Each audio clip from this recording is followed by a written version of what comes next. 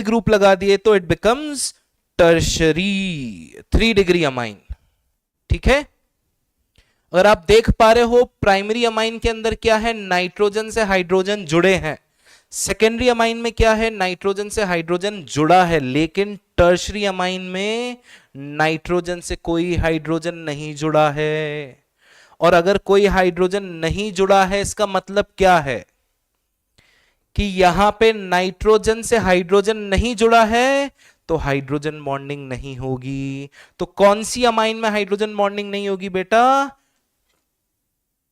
Tertiary में। कौन सी amine में हाइड्रोजन बॉन्डिंग नहीं होगी, टर्शरी अमाइन में। ठीक बात है। कॉमन नेम्स बड़े ही कम है यहां पर जो आपको याद रखने हैं सीधे। एक एनिलीन आपको पता ही है, ये एरोमेटिक अमीन है। ठीक है, एरोमेटिक अमीन है, इसलिए क्या है, इसका लोन पेयर जो है वो यहां पे रिंग के साथ रेजोनेट कर रहा है। अगर आप एनिलीन पे मिथाइल का सब्स्टिट्यूशन करते हैं, ऑर्थो पे करें, मेटा पे करें, पैरा पे करें, तो उसका नाम हो जाता है बेटा टॉल्विडीन। तो ये आपको याद रखना है, व्हाट इज टॉल्विडीन। टॉल्विडीन क्या होता है, एनिलीन के ऊपर मिथाइल ग्रुप। बहुत बढ़िया, चलो अब आगे बढ़ते हैं। अच्छा, एक एसिड एनालाइड होता है, अगर वो भी आप याद रख पाए तो यहीं पे याद कर लें। तो ये क्या होता है बेटा, आपका एनिलीन है। एनिलीन से आपका हाइड्रोजन हटके क्या आ जाएगा, COCH3। This is called acetanilide. ठीक है,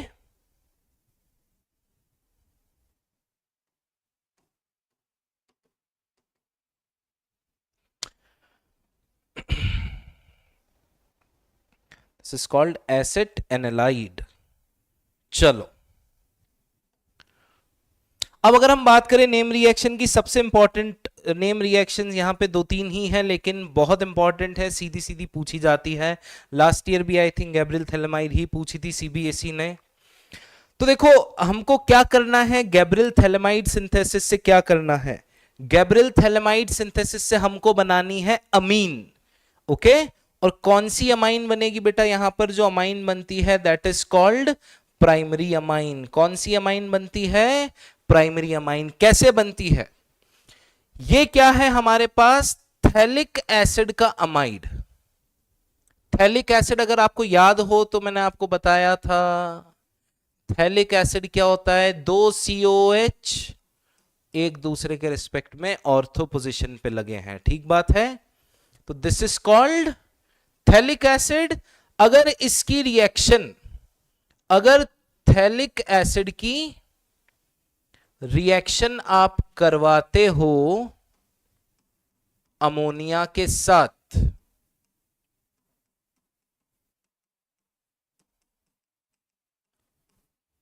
तो बेटा नॉर्मल टेम्परेचर पे तो क्या होता है, ये एसिड है, ये बेस से सॉल्ट बना लेते हैं, तो आपको हीट करना पड़ेगा। तो अगर आप हीट करते हो तो क्या होता है, अमाइड बनता है। तो आपका अमाइड क्या बनेगा बेटा, मैं इधर बना रहा हूं, देखो OH की जगह क्या आ जाएगा, NH2, और यहां भी OH की जगह क्या आ जाएगा, NH2। और अगर आप इसकी और स्ट्रॉन्ग हीटिंग करोगे, अपॉन स्ट्रॉन्ग हीटिंग, यहां से बेटा अमोनिया निकल जाएगी, NH3 निकल जाएगा। तो क्या बचेगा आपके पास,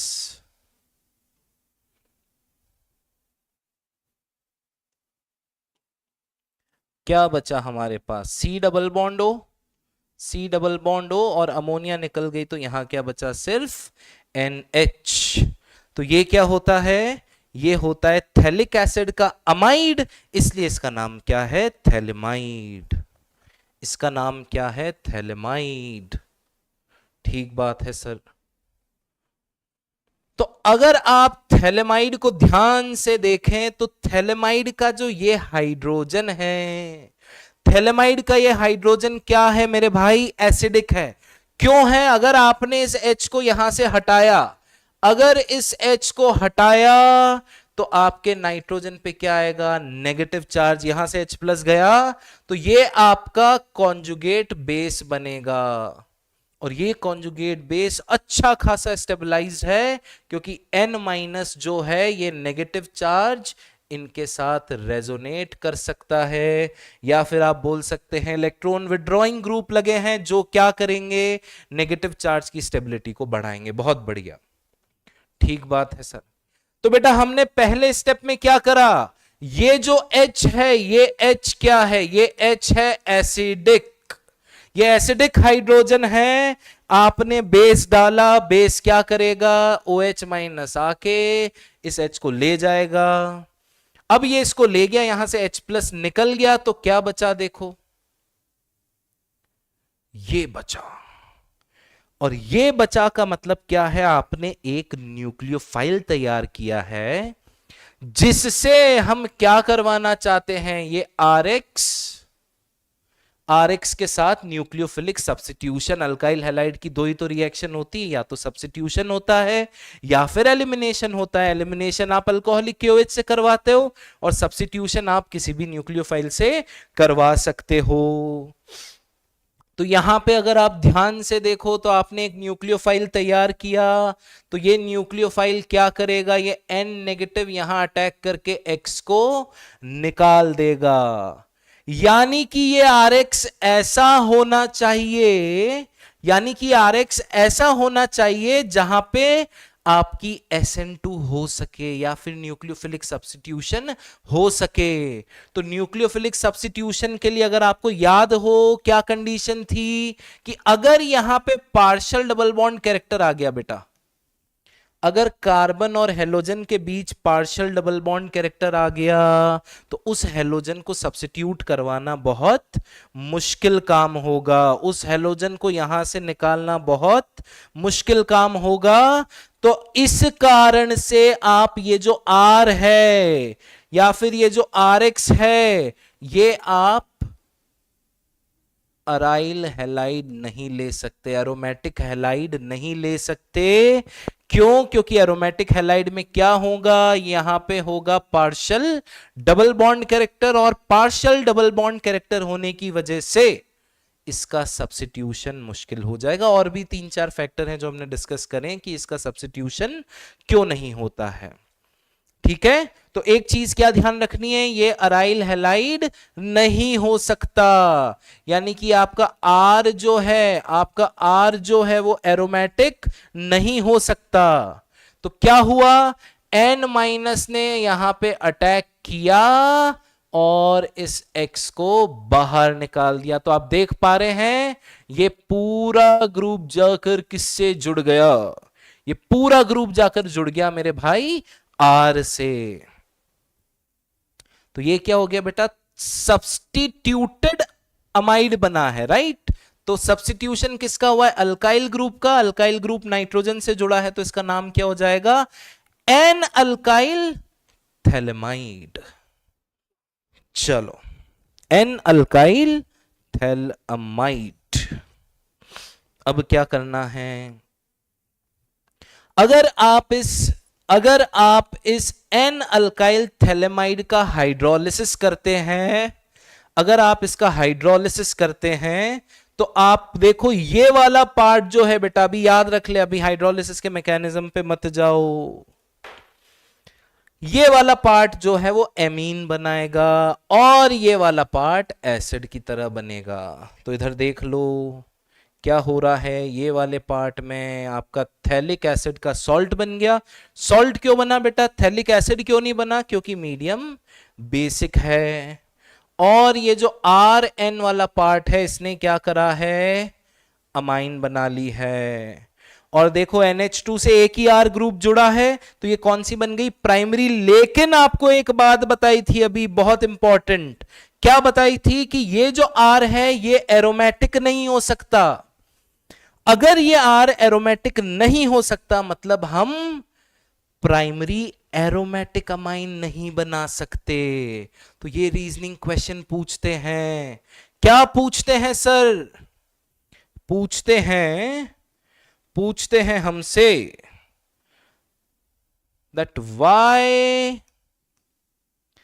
aromatic primary amines can not be formed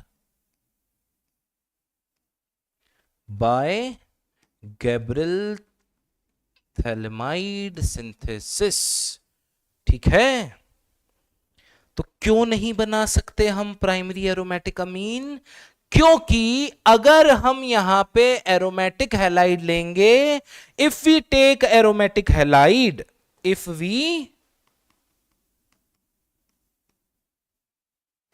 we take aromatic halide या फिर अराइल हैलाइड आप बोल सकते हैं, अगर आप ARX ले लेंगे तो क्या दिक्कत होगी? The substitution reaction in second step does not take place. Aryl halide जो है वो सब्स्टिट्यूशन रिएक्शन आसानी से नहीं दिखाते। तो क्या होगा यहां पर? अगर अराइल हैलाइड सब्स्टिट्यूशन रिएक्शन आसानी से नहीं दिखाते हैं तो सब्स्टिट्यूशन नहीं होगा। ठीक है, चलो अगले पे बढ़ते हैं। अब है बेटा Hofmann bromamide degradation. Hofmann bromamide, ये भी क्या है बेटा? ये भी तरीका है आपका प्राइमरी अमीन बनाने का, लेकिन यहां जो अमीन बनेगी इसमें एक कार्बन कम होगा रिएक्टेंट से। और रिएक्टेंट क्या होता है यहां पे? रिएक्टेंट होता है अमाइड। और अमाइड बनाने के दो तरीके होते हैं बेटा, या तो आपको कार्बोक्सिलिक एसिड दे दे वो, या तो आपको क्या दे दे? कार्बोक्सिलिक एसिड, और बोले कि इसकी रिएक्शन अमोनिया से कराई है हीट करके, तो क्या हो जाएगा? RC double bond O NH2 बन जाएगा। तो ऐसे अमाइड बन सकता है, या फिर आपको नाइट्राइल ग्रुप दे दे RC ट्रिपल बॉन्ड N, और बोले इसका पार्शियल हाइड्रोलिसिस किया है, यानी कि बहुत सारा पानी नहीं डाला है, पानी को एक्सेस में नहीं डाला है, क्या किया गया है? Partial hydrolysis. ठीक है, तो क्या बनता है बेटा? अमाइड। हाँ, अगर अमाइड का फर्दर हाइड्रोलिसिस करो तो कार्बोक्सिलिक एसिड बनते हैं। तभी हमने क्या बोला था कि नाइट्राइल का या साइनाइड का अगर पूरा हाइड्रोलिसिस कर दोगे तो एसिड बनेगा, और साइनाइड का पार्शियल हाइड्रोलिसिस क्या देता है? अमाइड। ठीक है, तो अमाइड बनाने के दो तरीके ये हैं। तो इनसे अगर हम अमाइड बना पाए तो फिर हम यहां से इस रिएक्शन को यूज करके क्या करेंगे? प्राइमरी अमीन बना देंगे, जिसमें कि एक कार्बन यहां पे कम होगा। अच्छा, अब कैसे बनाना है? अमाइड लिया, अमाइड में क्या डालना है? Br2 डालना है और NaOH डालना है। बेटा यहां भी अगर आपको रिएक्शन पूछ रहे हैं तो बैलेंस लिखनी है ना। तो टॉलेन का क्या बताया था मैंने आपको? टॉलेन का बताया था 1 2 3। ठीक है, फेलिंग का क्या बताया था? 1 2 5, है ना। और यहां आप क्या याद रखो बेटा, एक ही Br2 लगता है, एक ही अमाइड लगती है, लेकिन NaOH कितने लग रहे हैं? 4 NaOH लग रहे हैं, 4 NaOH। और जब हम कार्बाइल अमाइन पढ़ेंगे तो उसमें कितने NaOH लगेंगे? 3। तो ये कुछ रिएक्शंस हैं जो आपको बैलेंस्ड पता होनी चाहिए, क्योंकि बहुत सी बार सवाल बस यही पूछ लेते हैं कि पर मॉलिक्यूल ऑफ अमाइड के साथ कितने NaOH रिएक्ट करेंगे? Answer will be 4। अगर कार्बाइल अमाइन रिएक्शन है तो कितने करेंगे? 3। ठीक बात है क्या? क्या बनता है प्रोडक्ट? कुछ नहीं भाई, अमाइड जो दिया है उस अमाइड में से ये CO को हटा दो। अगर आप CO को हटा दोगे तो बचा ही क्या है, RNH2, वही प्रोडक्ट है, वही प्रोडक्ट है आपका। और इसको डिग्रेडेशन क्यों बोलते हैं, अगर आप इसका नाम देखो, इसके नाम में क्या है, डिग्रेडेशन मतलब एक कार्बन की कमी होती है या फिर जो लेंथ ऑफ कार्बन चेन है वो डिग्रेड होती है, नंबर ऑफ कार्बन कम बनते हैं फाइनल प्रोडक्ट में, ठीक है। तो हम क्या बोल सकते हैं, why it is called degradation reaction, because there is loss of one carbon atom, ठीक है। तो वो कहां गया बेटा, वो CO कार्बोनेट की फॉर्म में सोडियम कार्बोनेट बनाता है, सोडियम Br के साथ NaBr बनाएगा और पानी निकलेगा। तो इसको याद रख लो, और कहां यूज करना है, अब जब वो बोले अमाइन बनाओ, लेकिन अमाइन में हमको दिख रहा है कि एक कार्बन कम है, तब इसका इस्तेमाल आपको करना है। बिल्कुल इंडिया पाकिस्तान मैच का इफेक्ट दिख रहा है आज क्लास पे, सब लोग मैच देख रहे हैं, कोई बात नहीं, पर जो लोग पढ़ रहे हैं पढ़ते रहो, डिस्ट्रैक्ट नहीं होना है, ठीक है।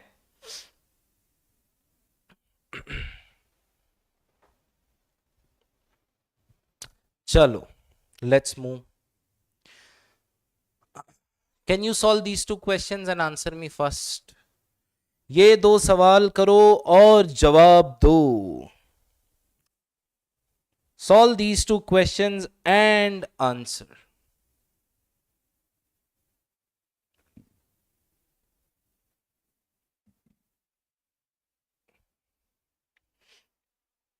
फटाफट फटाफट फटाफट, जल्दी जल्दी।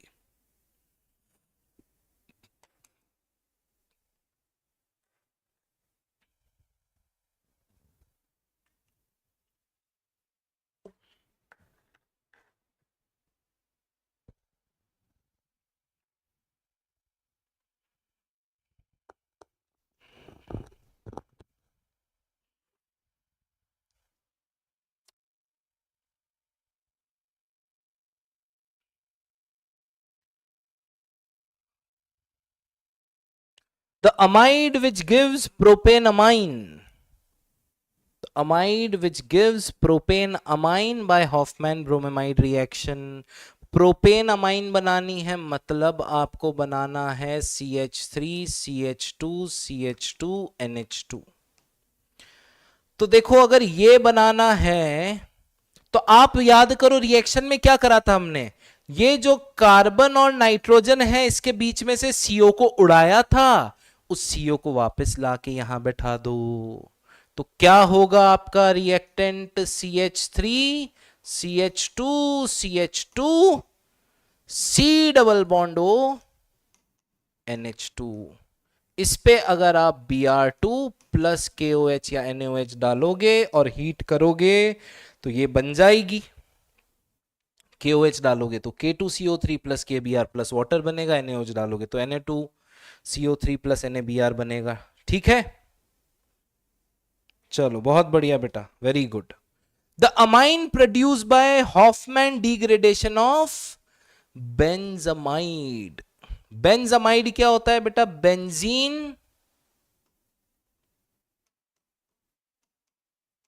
एंड अमाइड, बेंजोइक एसिड का अमाइड इज बेंजामाइड। अगर इस पे आप Br2 प्लस NaOH डालो या KOH डालो और हीट कर दोगे तो क्या करना है, ये CO को उड़ा दो, बधाई हो, आपको क्या मिलेगा, आपको मिलेगी एनिलीन। चलो नेक्स्ट, कार्बाइल अमाइन रिएक्शन। बेटा कार्बाइल अमाइन रिएक्शन में क्या होता है, नेम रिएक्शन हम सारी कर रहे हैं इस चैप्टर की। कार्बाइल अमाइन में क्या है, आपके पास होनी चाहिए प्राइमरी अमीन, क्या होना चाहिए, we should have 1 degree amine. अगर हमने 1 डिग्री अमीन की रिएक्शन कराई क्लोरोफॉर्म से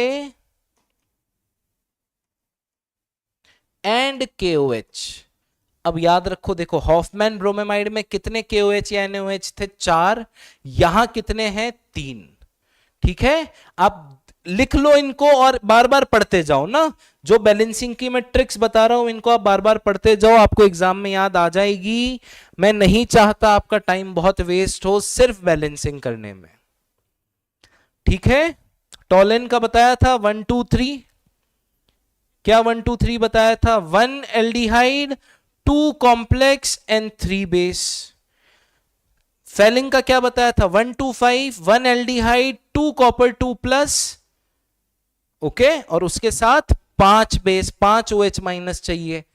ठीक बात है। 4 किस में चाहिए NaOH आपको? हॉफमैन ब्रोमेमाइड डिग्रेडेशन के अंदर। और कार्बाइल अमाइन में कितने चाहिए? 3। बेटा 2 ही रिएक्शन आपके सिलेबस में ऐसी है जिसमें प्रोडक्ट क्या बनता है? आइसोसाइनाइड। आइसोसाइनाइड प्रोडक्ट बनता है। ऐसी 2 ही रिएक्शन है। कौन कौन सी है? एक आपको याद हो तो हमने करी थी जब आप RCl की रिएक्शन किससे कराते हो? AgCN से। ये क्या होता है? कोवेलेंट। तो यहां पे न्यूक्लियोफाइल यही अवेलेबल है, तो ये अटैक करके इसको हटाता है। और ये आपकी दूसरी रिएक्शन है कार्बाइल अमाइन, जहां पर आइसोसाइनाइड प्रोडक्ट फॉर्म होता है। तो बेटा ये आपके प्राइमरी अमाइन का टेस्ट भी है। आपको अगर बोला जाए कि प्राइमरी और सेकेंडरी अमाइन या फिर प्राइमरी और टर्शरी अमाइन आपको लिख के दे दी जाए और बोलें कि आप बताओ कौन सी प्राइमरी है और जो दूसरी वाली है सेकेंडरी या टर्शरी वो कौन है, तो आपको क्या करना है? कार्बाइल अमाइन रिएक्शन या फिर इसको आइसोसाइनाइड टेस्ट भी बोलते हैं।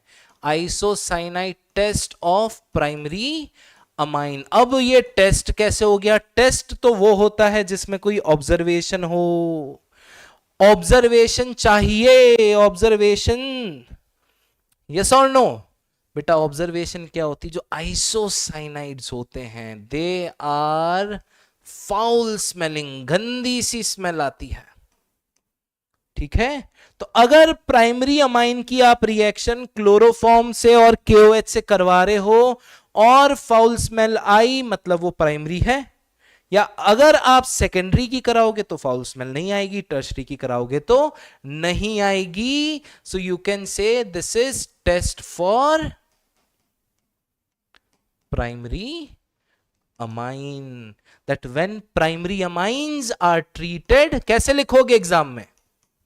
When primary amines are treated with chloroform and KOH, और chloroform in basic medium, fancy word use करने हो तो ठीक है, foul smelling isocyanide are formed। और अगर आइसोसाइनाइड बन रहे हैं, फाउल स्मेल आ रही है, तो इट इज कंफर्म्ड कि जो अमाइन है वो कौन सी है? प्राइमरी अमाइन है।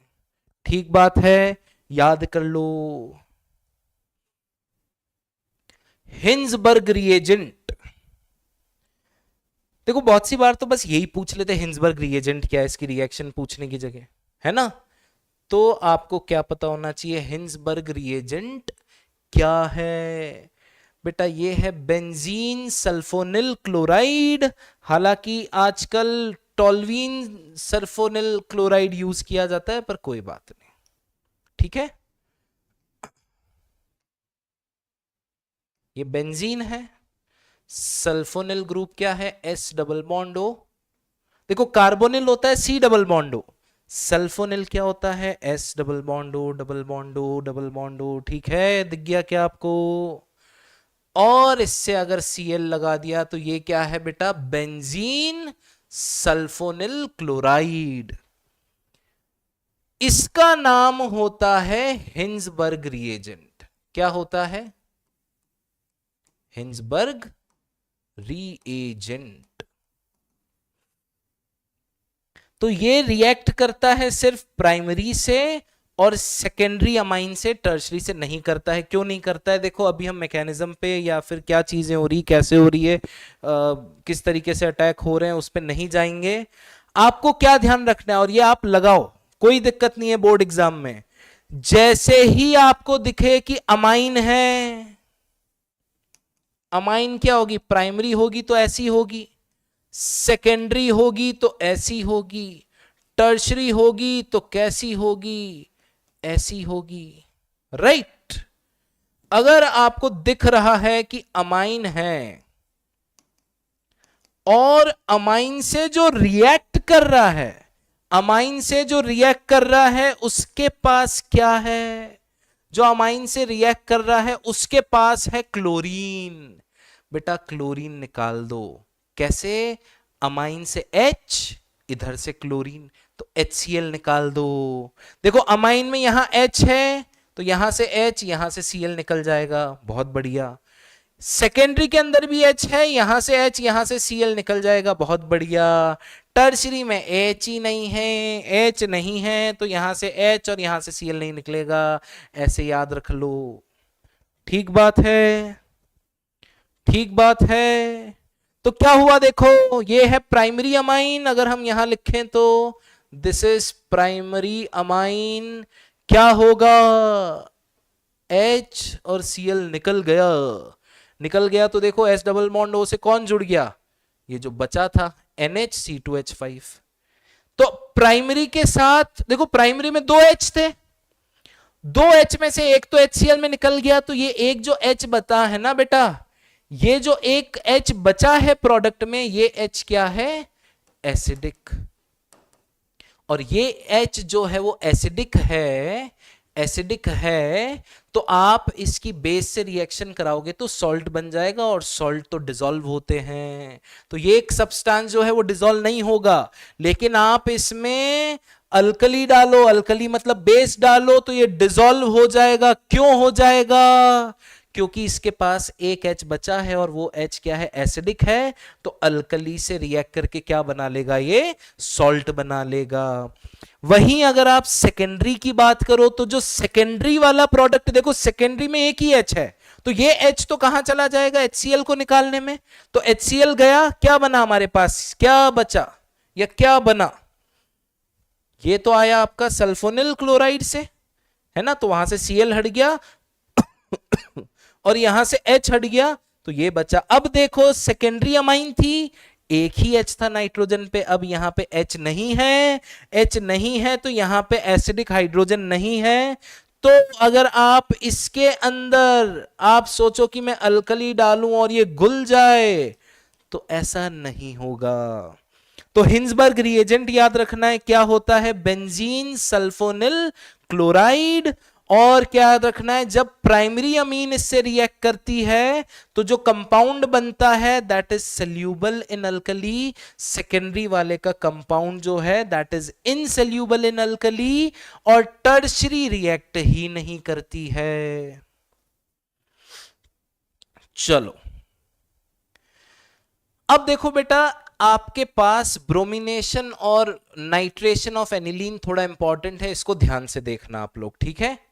इसको ध्यान से क्यों देखना है अभी पता चलेगा आपको, इसको ध्यान से क्यों देखना है। अगर हम पहले एनिलीन की बात कर लें तो एनिलीन कैसा है बेटा?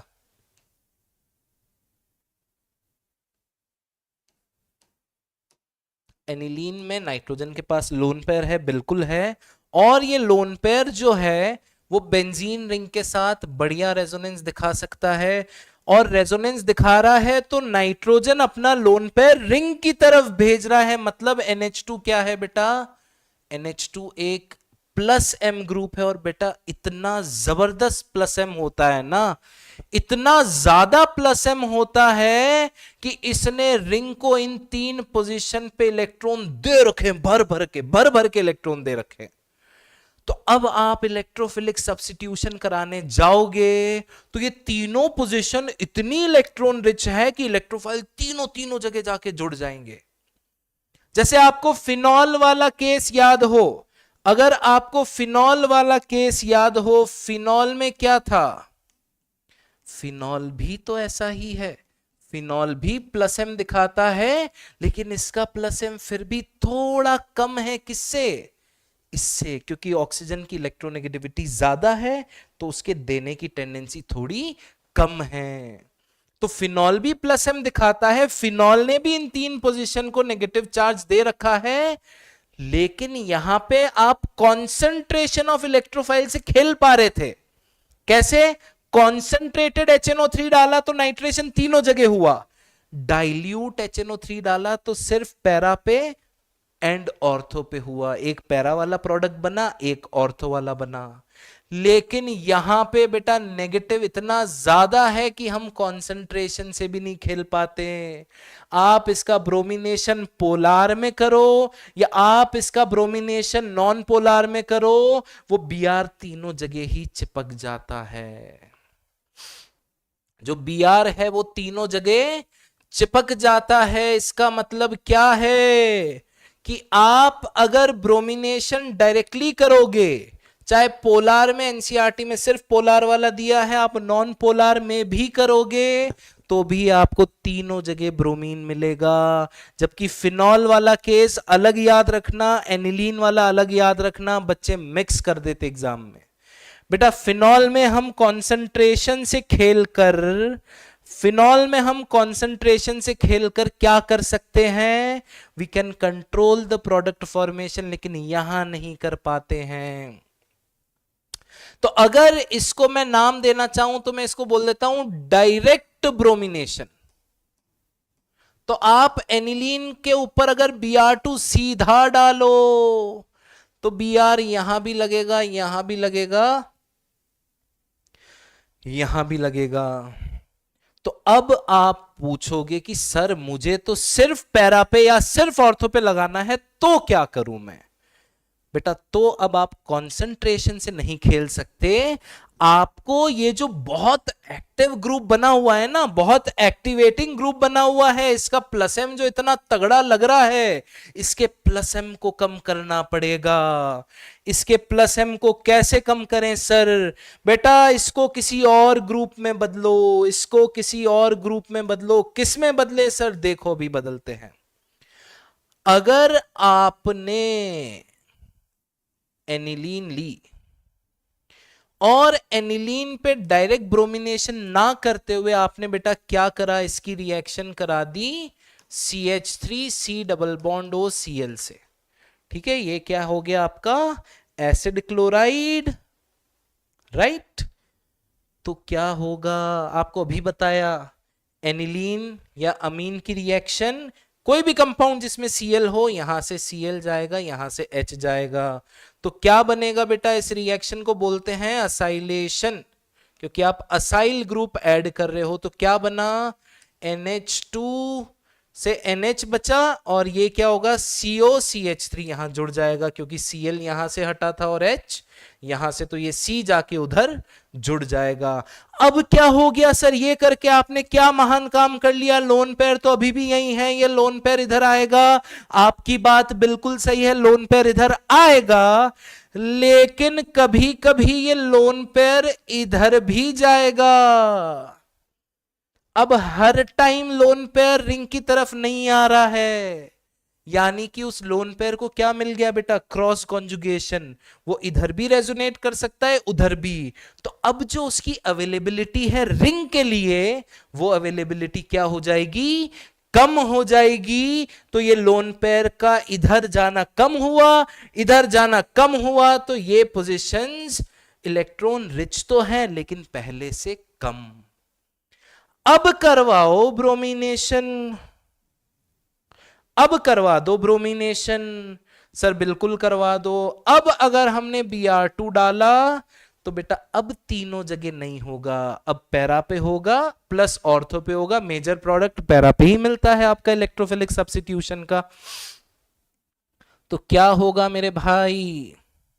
आपका ऊपर क्या, ये क्या बना? आपको स्टार्टिंग में नाम लिखवाया था एसिड एनिलाइड। अब समझ में आया एसिड एनिलाइड क्यों लिखवाया था? क्योंकि आप एनिलीन की इलेक्ट्रोफिलिक सब्स्टिट्यूशन रिएक्शन में इसको बनाओगे कब? अगर आपको प्रोडक्ट में सब्स्टिट्यूशन सिर्फ पैरा पे या फिर ऑर्थो पर चाहिए? तो ये इधर छोटा बना रहा हूं मैं, ठीक है। तो ऑर्थो वाला मिलेगा, पैरा वाला मिलेगा, जो पैरा वाला होगा that will be major product. ये प्रोडक्ट क्या होगा? मेजर प्रोडक्ट होगा, ज्यादा बनेगा, ठीक है। अब बोलोगे सर ये तो चीटिंग कर ली, आपने तो बोला था एनिलीन के पैरा पे लाओ, आप तो इसके पैरा पे ले आए। कोई बात नहीं बेटा, उसका हाइड्रोलिसिस कर दो, उसमें पानी डाल दो, वापस क्या बन जाएगी? एनिलीन बन जाएगी।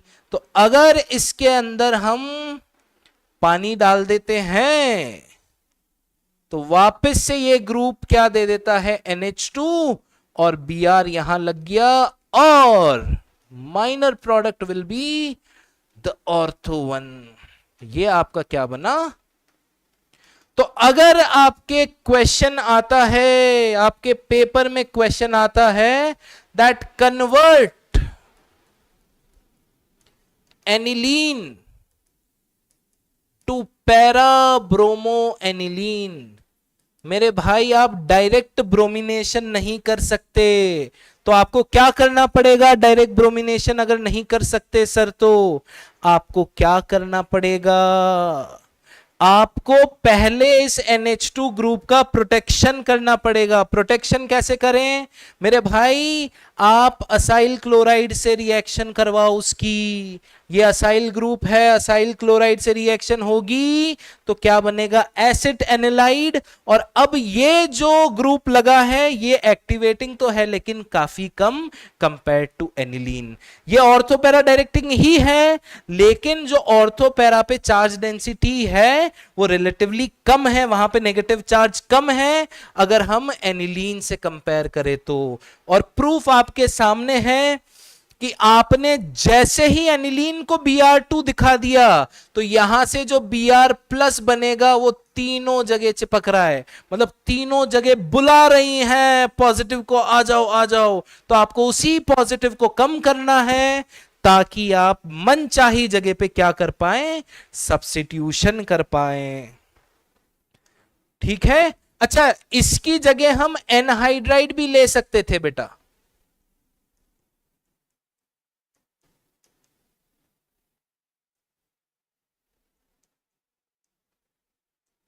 तो एनहाइड्राइड में कौन निकलेगा? ये वहां Cl निकल रहा था तो ये पूरा पार्ट यहां से H ले लेगा, तो ये क्या बना लेगा? CH3COOH एसिटिक एसिड, और ये वाला पार्ट आपका नाइट्रोजन से जुड़ जाएगा। तो एसिड एनालाइड बनाने के लिए आप असाइल क्लोराइड भी ले सकते हैं या फिर एनहाइड्राइड भी ले सकते हैं। अच्छा, अगर क्वेश्चन आता है ये तो आपको ये पूरा लिखना है, लेकिन अगर क्वेश्चन आता है convert aniline into 2,4,6 tribromo aniline, फिर तो क्या है? फिर तो सीधा Br2 दिखा दो ना। एनिलीन को सीधा Br2 दे दो तो तीनों जगह ब्रोमिनेशन हो जाएगा। चलो, अब बेटा इक्वली इंपॉर्टेंट क्या है? एनिलीन का नाइट्रेशन, एनिलीन का नाइट्रेशन। अब देखो, एनिलीन के नाइट्रेशन में भी आपकी उम्मीद यही होनी चाहिए थी कि सर ये प्रोडक्ट क्या बन रहे हैं अजीबोगरीब, ऐसे क्यों बन रहे हैं? हमारा एनिलीन तो बहुत नेगेटिव यहां पे दे रहा है, यहां बहुत नेगेटिव है, तो नाइट्रेटिंग एजेंट तो एकदम बढ़िया NO2 प्लस देगा। ये NO2 प्लस तीनों जगह क्यों नहीं लग रहा जैसा फिनॉल में हो रहा था? और आपने बोला ये तो फिनॉल से भी ज्यादा एक्टिवेटिंग है। बेटा ऐसा इसलिए हो रहा है क्योंकि आप दूसरे एस्पेक्ट को नहीं देख रहे हो। यहां पर क्या चीज छुपी है? अगर आप एनिलीन को ध्यान से देखो, ध्यान से देखो, एनिलीन को ध्यान से देखो मेरे भाई, एनिलीन क्या है? बेस। नाइट्रेटिंग मिक्सचर क्या है? एसिड। क्या बताया था? एसिड बेस रिएक्शन हो सकती है। तो आप अगर यहां पे देखो, इसने H प्लस दिया और उस H प्लस को अगर हमारे एनिलीन ने ले लिया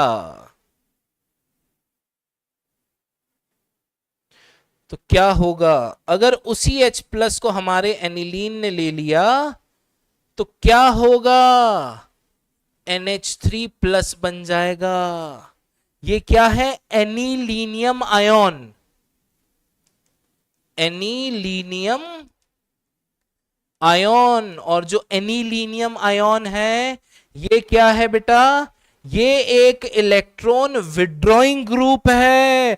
अरे उस पे प्लस चार्ज है, अगर इस पे प्लस चार्ज है तो ये इलेक्ट्रॉन खींचेगा, और अगर ये इलेक्ट्रॉन खींच रहा है तो क्या होगा, यहां पे आएंगे पॉजिटिव पॉजिटिव चार्जेस। तो ये क्या है, दिस इज मेटा डायरेक्टिंग। ये कहां करवाएगा सब्स्टिट्यूशन, मेटा पे।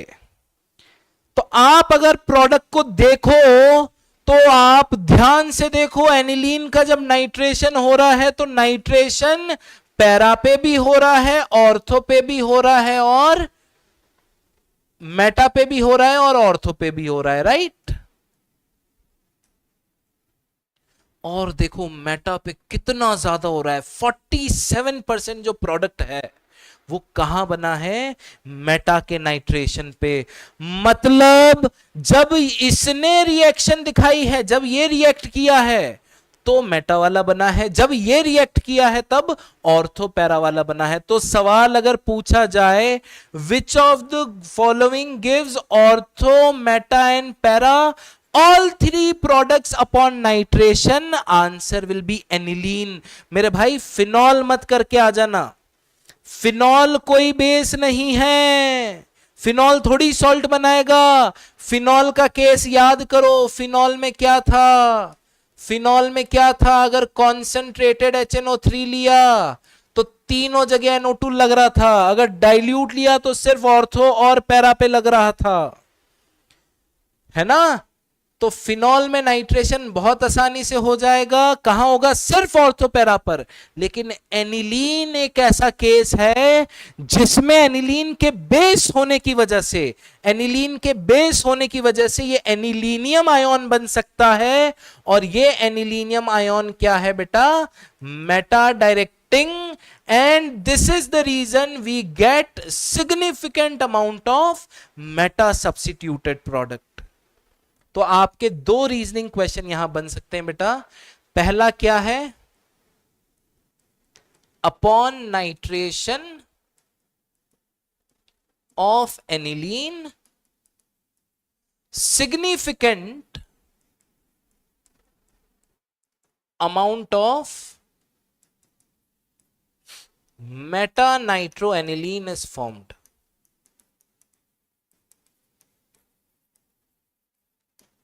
वाई, रीजन क्या है, या आप आंसर क्या करेंगे इसका, आप आंसर लिखेंगे that aniline is a base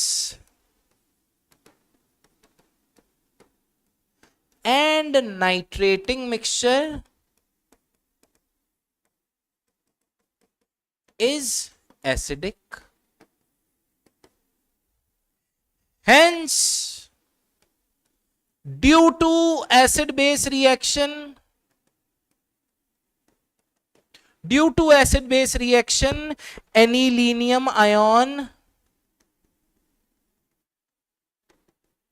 is formed which is meta directing. This is why we get significant amount of Meta substituted product. ठीक बात है। और दूसरा आपसे क्या पूछ सकते हैं, परसेंटेज सबसे ज्यादा बनता है बेटा पैरा वाला, फिर मेटा वाला, फिर ऑर्थो वाला। प्रधानमंत्री ऑफिस, आज PM सर भोपाल आ रहे हैं, ठीक है, तो उससे आप याद रख सकते हैं कि जो पैरा पे होगा वो सबसे ज्यादा होगा, फिर मेटा पे, फिर ऑर्थो पे। पैरा पे कितना होगा 51%, मेटा पे कितना होगा 47%, और बचा हुआ 2% का होगा ऑर्थो के ऊपर। ठीक बात है। चलो अब यहीं पे बेटा एक और चीज बता देता हूं मैं आपको, यहीं पे एक और चीज बता देता हूं कि जो एनिलीन है, अगर आप इनसे उम्मीद कर रहे हैं कि जब हम इनकी रिएक्शन RX और AlCl3 से कराएंगे तो फ्रिडल क्राफ्ट रिएक्शन होगी, the answer is Friedel Crafts reaction नहीं होती है। ठीक है, रीजन कुछ कुछ मिलता जुलता ही है, इसीलिए मैं आपको यहां पर बता रहा हूं। अगर आप ध्यान से देखो तो एनिलीन अभी क्या बोला था आपको, एनिलीन क्या है, बेस। और बेटा फ्रिडल क्राफ्ट में जो AlCl3 यूज होता है ये क्या है, ये है आपका लुईस एसिड, या सिंपली आप एसिड भी बोल सकते हो। तो एनिलीन और AlCl3 रिएक्ट करके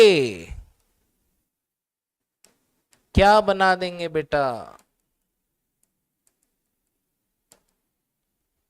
सॉल्ट बना लेंगे। और यहां पॉजिटिव आते ही क्या हो गया, ये अब इलेक्ट्रॉन विड्रॉइंग हो गया, तो आपकी फ्रिडल क्राफ्ट रिएक्शन नहीं होगी क्योंकि रिंग पे इलेक्ट्रॉन नहीं है। ठीक बात है। तो aniline does not show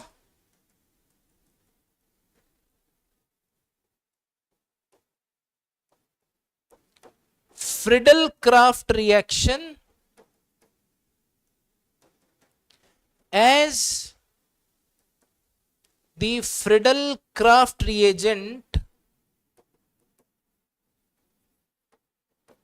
is Lewis acid which is AlCl3, ठीक है, and aniline being a base form salt with AlCl3। तो इससे क्या होता है, as a result the salt formed is electron withdrawing and the electron density on the ring becomes very low, or you can say not sufficient enough for the reaction to take place। तो ये एक बहुत important question है कि aniline जो है वो Friedel Crafts reaction क्यों नहीं दिखाता है, दिस इज द रीजन। चलो अब रिएक्शन ऑफ डायज़ोनियम सॉल्ट पे अगर हम आते हैं तो आपको पता है डायज़ोनियम सॉल्ट कैसे बनाना है बेटा। डायज़ोनियम सॉल्ट आपका बनता है जब आप एनिलीन की रिएक्शन करवाते हो NaNO2 प्लस HCl से, इन दोनों से हमको क्या मिलता है, HNO2, है ना, और टेम्परेचर कम रखना है। ठीक है, गर्म जैसे ही हुआ आपका टेम्परेचर बढ़ा, ये आपका जो डायज़ोनियम सॉल्ट है इसका थर्मल डिकम्पोजिशन हो जाएगा। ठीक है, तो you need to keep temperature low, आपको टेम्परेचर को कम रखना है, तो क्या बनेगा, N2 प्लस Cl माइनस। ठीक है, तो ये बन गया डायज़ोनियम। अब आपको क्या बताया था, आप इस पे क्या करवाओ, न्यूक्लियोफिलिक सब्स्टिट्यूशन करवा सकते हो। तो मैं सारी रिएक्शंस इसकी एक एक करके यहां लिख रहा हूं, ध्यान से देखते जाओ।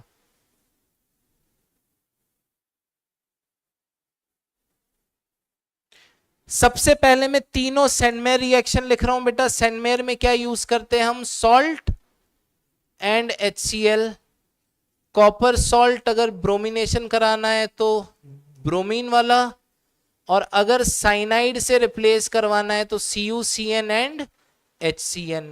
ठीक है, क्या होगा, N2 का सब्स्टिट्यूशन हो जाएगा Cl से, यहां पे हो जाएगा ब्रोमीन से, यहां पे हो जाएगा साइनाइड से।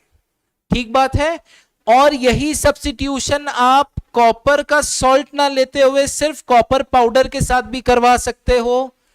तो वो क्या हो गया आपका, कॉपर और HCl लिया, या फिर आपने कॉपर और HBr लिया, तो यहां पे क्या होगा, सब्स्टिट्यूशन होगा Cl से और Br से।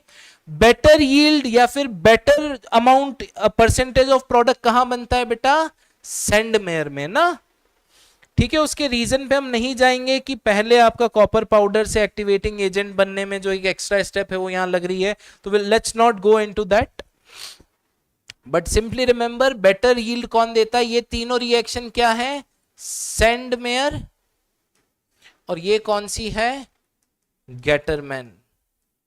बेटा गेटरमैन कोच अलग है, याद आया क्या गेटरमैन कोच? गेटरमैन कोच मतलब बेंजीन पे कोच से, को मतलब सीओ है ना, CO in presence of HCl AlCl3 CuCl, इससे क्या बनता था आपका, बेंजल्डिहाइड। तो गेटरमैन कोच वो है। ये कौन सी है आपकी, ये रिएक्शन है बेटा सैंडमेयर एंड गेटरमैन। अब अगर आपको आयोडीन से सब्स्टिट्यूशन करवाना है तो क्या करो आप, बेटा Ki डाल दो। Ki डाला तो क्या आ जाएगा, बेंजीन रिंग से क्या जुड़ जाएगा, आयोडीन। अगर आप चाहो सर मुझे तो फिनॉल बनाना है, इसकी जगह OH लाना है, तो बेटा पानी डाल दो। अगर इसमें पानी डाल दिया तो क्या आ जाएगा, फिनॉल बन जाएगा।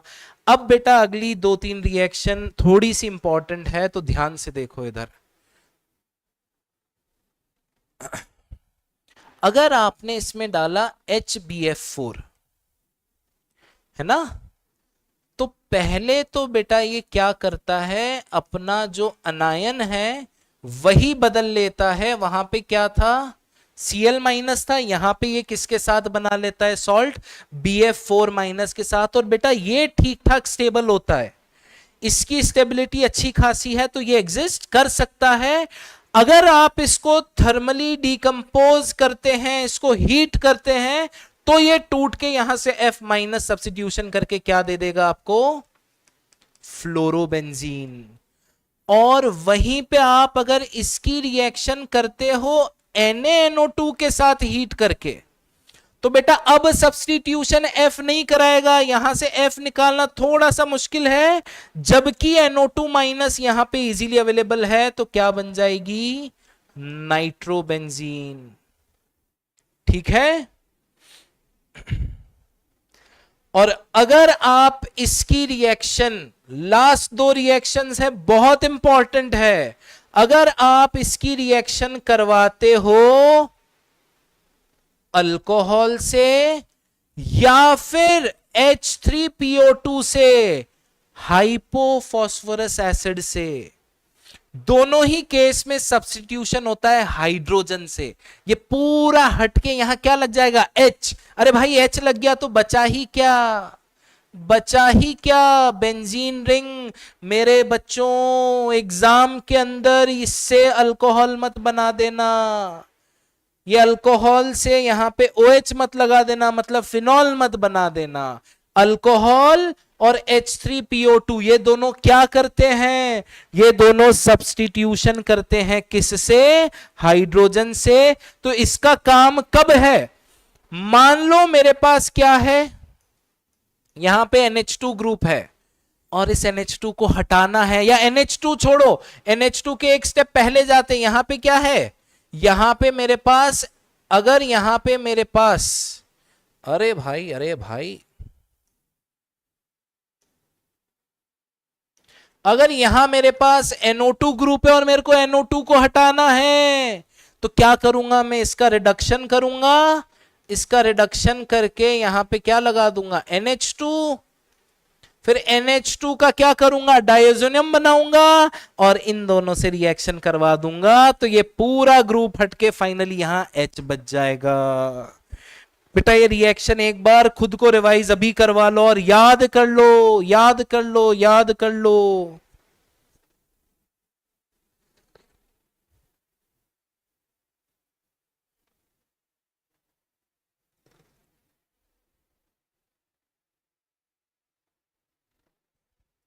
चौका लग चुका है भैया, चौका लग चुका है, क्या बात है।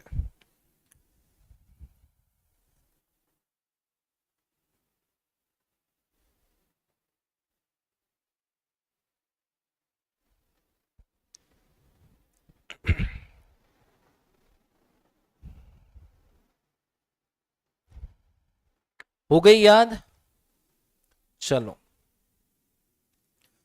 अब बेटा कपलिंग रिएक्शन है, कपलिंग रिएक्शन किसके साथ दिखाता है, डायज़ोनियम सॉल्ट। अगर हम कॉन्सेप्ट पे जाए तो ऐसी रिंग होनी चाहिए जिसपे इलेक्ट्रॉन हो, तो यानी कि रिंग पे कैसे ग्रुप लगे होने चाहिए, जो रिंग को इलेक्ट्रॉन दे रहे हो, है ना।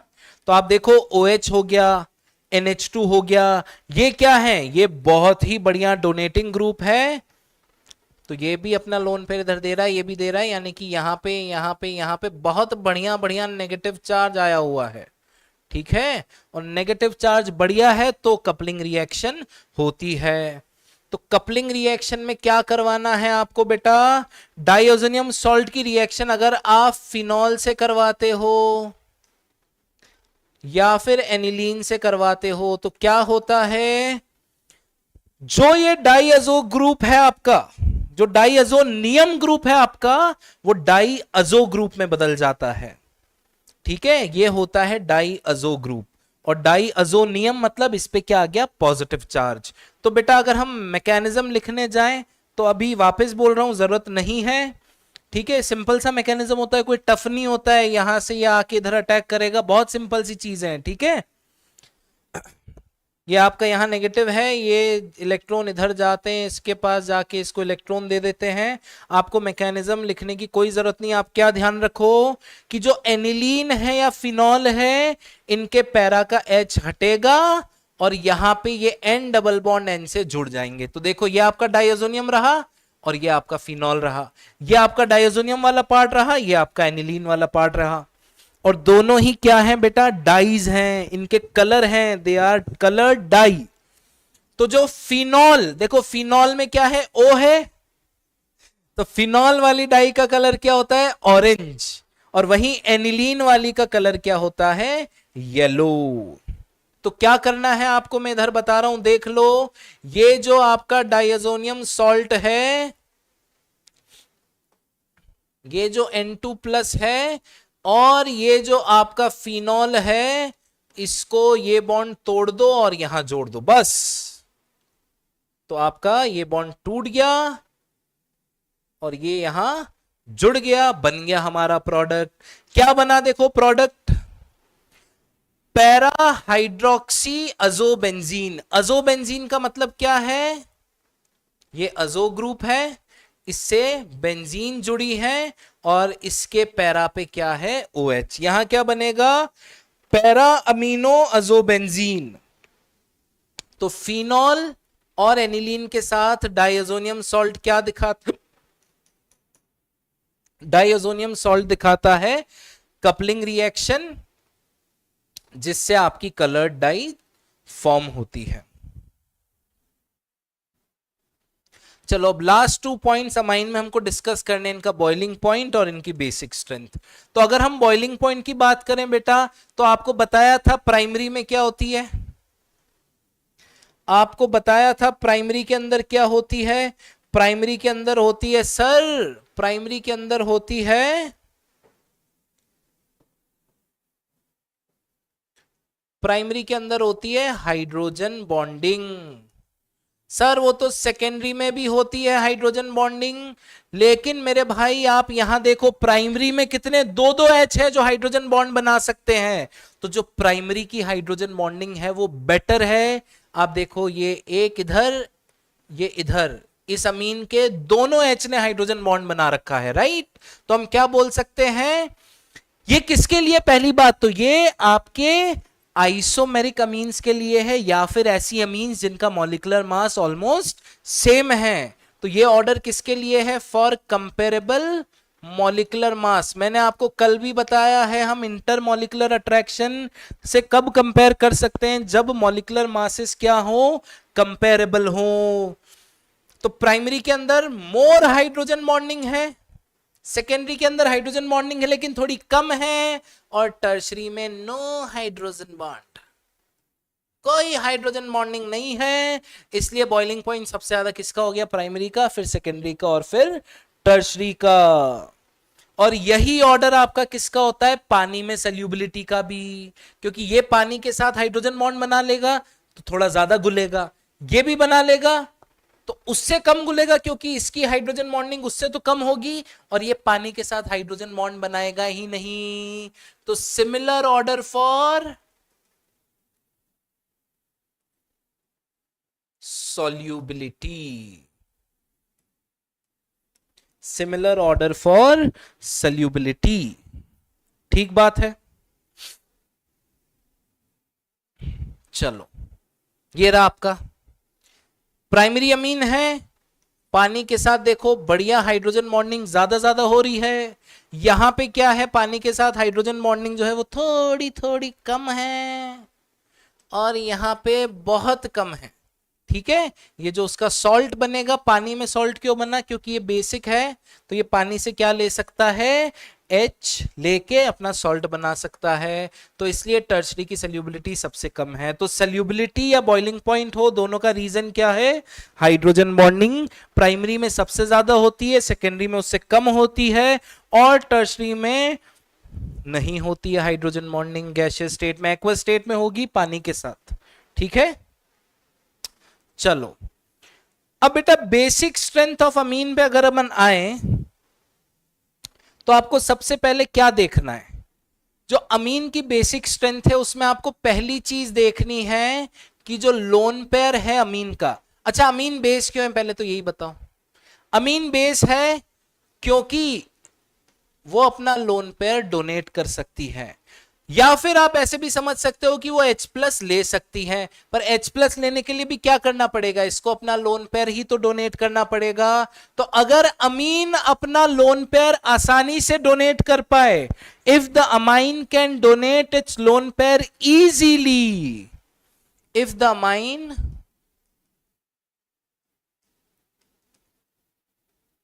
Can donate it's lone pair easily, मतलब बेसिक स्ट्रेंथ क्या होगी उसकी, ज्यादा होगी। ठीक है, यही कॉन्सेप्ट है। तो अगर हम देखें, एक ऑर्डर मैं आपको बता रहा हूं बेटा, वो ऑर्डर पहले आप याद रख लो। तो सबसे कम बेसिक होती है बेटा एरोमेटिक अमीन। एरोमेटिक अमीन का मतलब क्या है, ऐसी अमीन जिसके अंदर जो नाइट्रोजन का लोन पेयर है वो रेजोनेंस कर रहा है किसी एरोमेटिक रिंग या बेंजीन रिंग के साथ। तो अगर आप देखो तो ये क्या है, एनिलीन है, राइट। अगर एनिलीन का लोन पेयर आप देखो तो ये क्या कर रहा है, रिंग के साथ रेजोनेंस कर रहा है। अरे भाई, अभी बात हुई थी लोन पेयर डोनेट करने की, अरे वो नाइट्रोजन डोनेट तो तब करेगा ना, वो नाइट्रोजन डोनेट तो तब करेगा ये वाला लोन पेयर जब उसके खुद के पास वो लोन पेयर टिका रहे। अब ये लोन पेयर कभी इधर जा रहा है, कभी इधर इधर घूम रहा है, फिर आ रहा है, तो वो नाइट्रोजन काहे डोनेट करेगा या कैसे कर पाएगा डोनेट, तो वो नाइट्रोजन इतनी इजीली लोन पेयर डोनेट नहीं कर पाता है। तो एक क्वेश्चन बनता है यहां से, क्या बनता है, why aromatic amines are weaker base than aliphatic amine. क्या रीजन होगा, क्या रीजन होगा, क्या रीजन होगा, रीजन बहुत ही आसान है कि एरोमेटिक अमीन में, in aromatic amines the lone pair is involved in resonance, okay, hence it is lesser available for donation। ठीक बात है क्या, चलो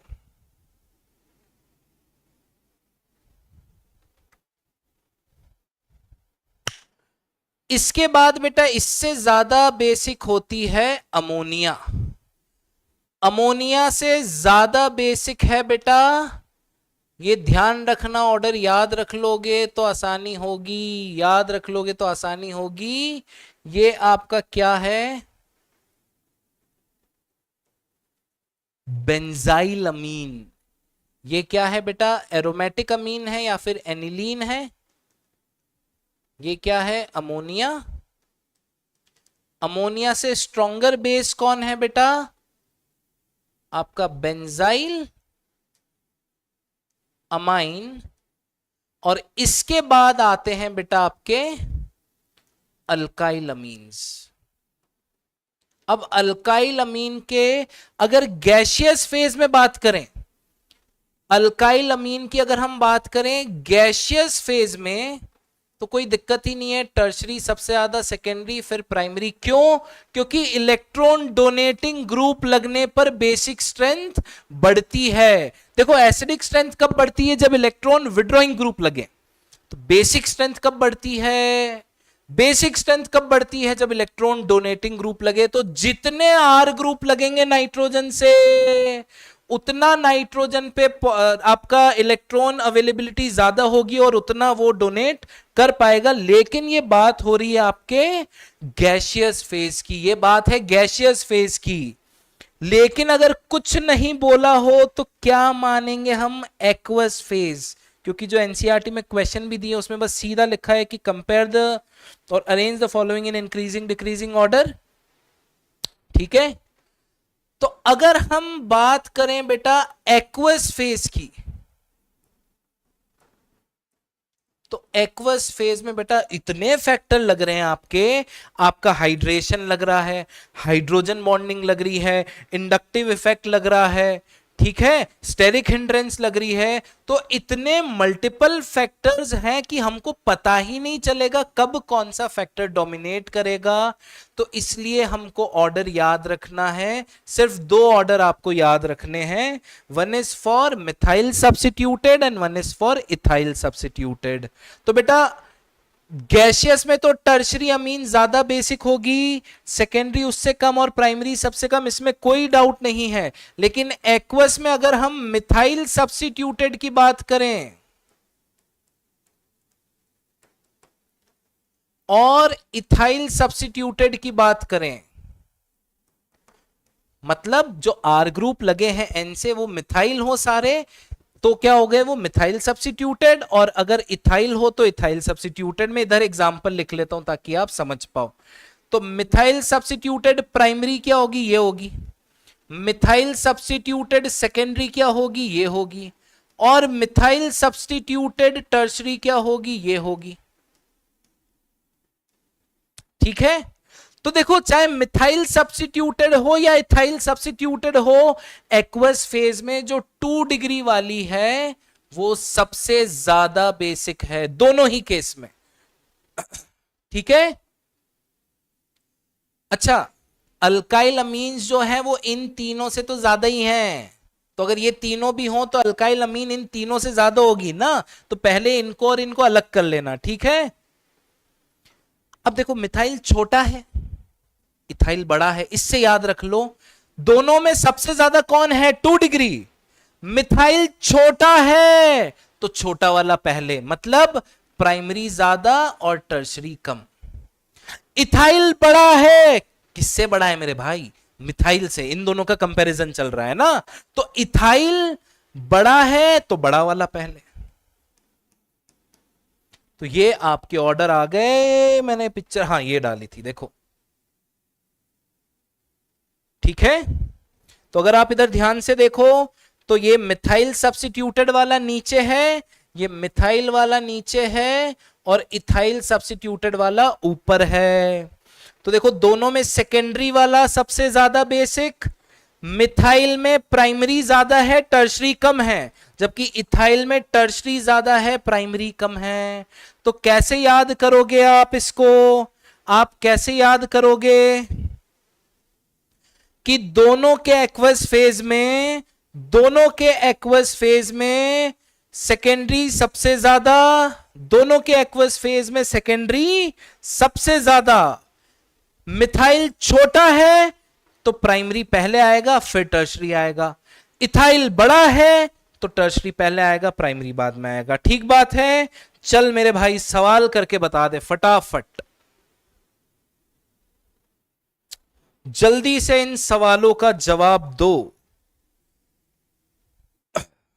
इन सवालों का जवाब दो जल्दी से, जल्दी दे दो। मूड खराब हो चुका है, रोहित शर्मा जी आउट हो चुके हैं, which is not good.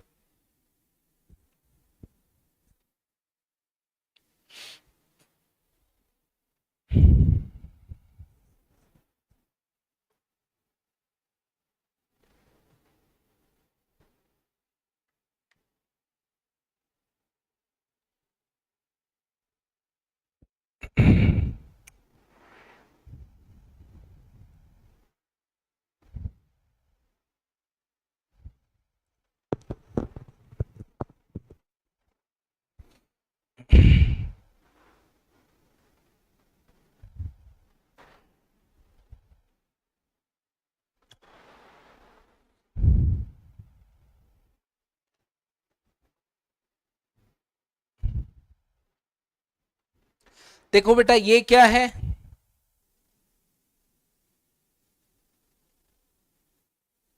Very good very good, ये क्या है, एनिलीन है सर। ये क्या है सर, ये तो बेंजाइल अमीन है। और ये क्या है, अमोनिया है। ये क्या है, अमोनिया है, राइट। ये क्या है सर, अल्काइल बेंजीन है। ये क्या है सर, ये भी अल्काइल बेंजीन है। तो आपको क्या ध्यान रखना है, सबसे कम तो ये हो जाएगा पहले में, उसके बाद क्या आएगा, इससे ज्यादा अमोनिया, और अमोनिया से ज्यादा कौन होता है, बेंजाइल अमीन। और अब देखो ये कौन सा है, प्राइमरी है, ये सेकेंडरी है, कुछ नहीं बोला, एक्वस मान के करना। तो जो सेकेंडरी वाला है वो ज्यादा होगा, और जो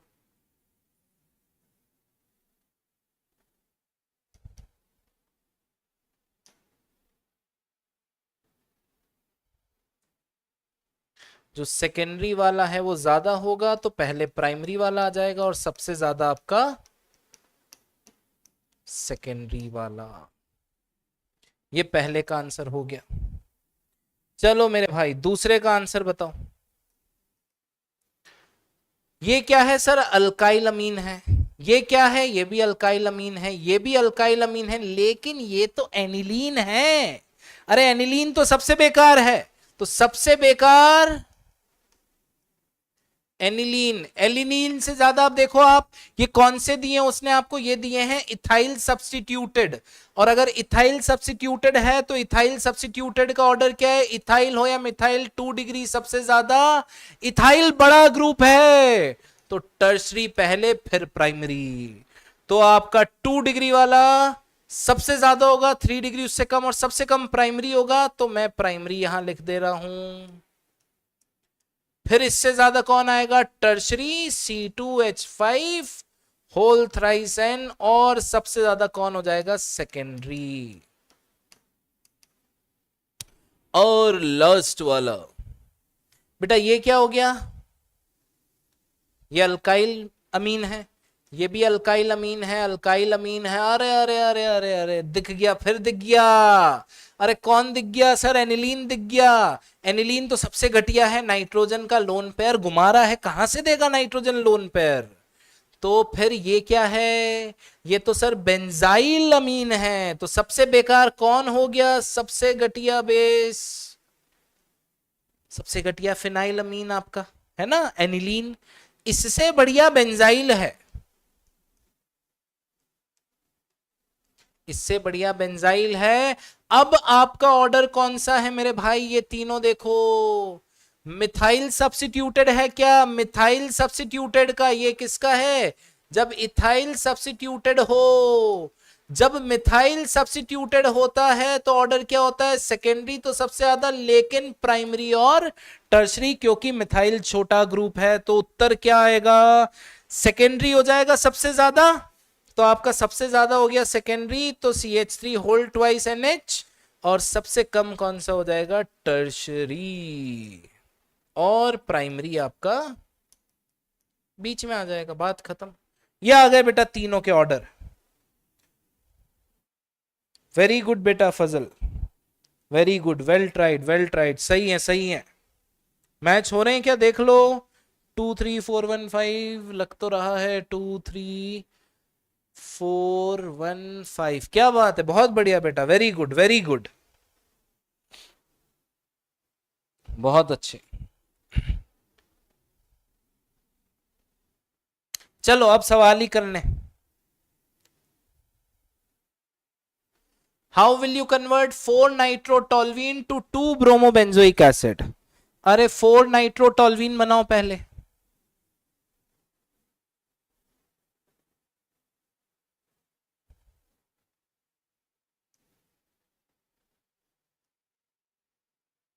बनाना क्या है, 2 ब्रोमोबेंजोइक एसिड,